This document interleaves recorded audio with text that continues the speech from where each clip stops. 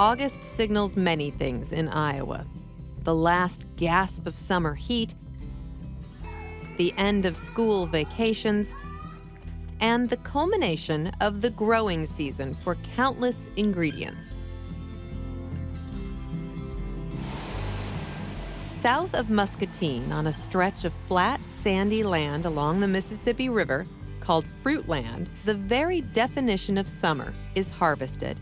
It's an August tradition. There are few among us who wouldn't welcome the opportunity to slice open a cool, refreshing, and exceptionally juicy treat: watermelon.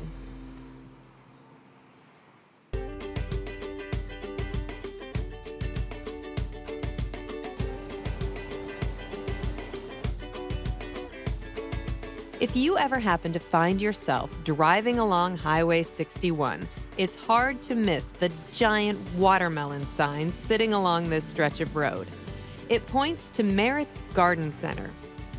Aside from being a watermelon grower, owner Shane Merritt supplies an abundant amount of fresh produce to the area. We grow pretty much any edible crop that you can do in Iowa. We try to do it all. But we focus mostly on our watermelon, our cantaloupe, and sweet corn. We grow 5 or 6 different varieties of watermelon.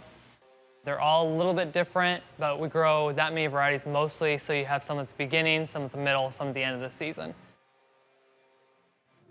You may have noticed as you walk through a market or a grocery store that the seeded watermelons of your youth seem to be fewer and farther between.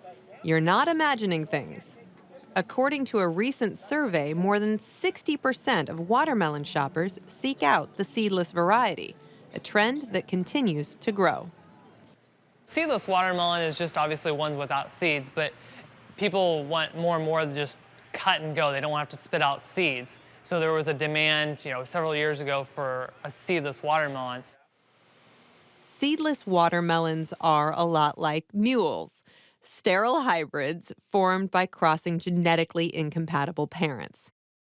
Anymore, we do about 99% seedless and very, very few seeded. People just don't want to spit the seeds and have that anymore. The varieties are really good either way, but there's not a whole lot of flavor difference.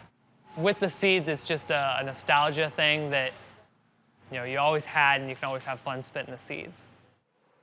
Hundreds of watermelon cultivars have been developed by farmers and horticulturists over the years. They vary widely in taste, texture, and color, from the oblong and light crimson sweets to the dark and round sugar babies. No matter what type of watermelon you prefer, the key to getting the best tasting, perfectly ripened melon is how you grow it. And this small stretch of land, called Muscatine Island, is perfect for growing melons.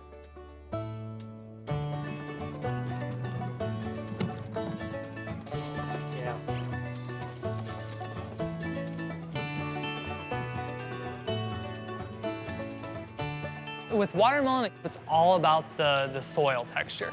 You need a soil that'll keep a little bit of water to keep your plants alive, but you don't want very much water that it loses the flavor. So the sandy loam soil here on the Muscatine Island is perfect. Muscatine County was once called the melon garden spot of the world. Once upon a time, this flat, sandy expanse was largely underwater. It's unclear when the river changed course, but when it did, it left behind a sandy, loam soil that is perfect for growing melons. It's got a little bit of water holding capacity, but virtually none compared to the rest of Iowa. And that gives you a really good sweet flavor when there's not much water there for the plant to use. Really good. Big or small, seedless or not, red or yellow, nothing says summer like a ripe, juicy watermelon. And growers like Shane will continue the tradition, where you can pull off to the side of the road and taste a little piece of summer.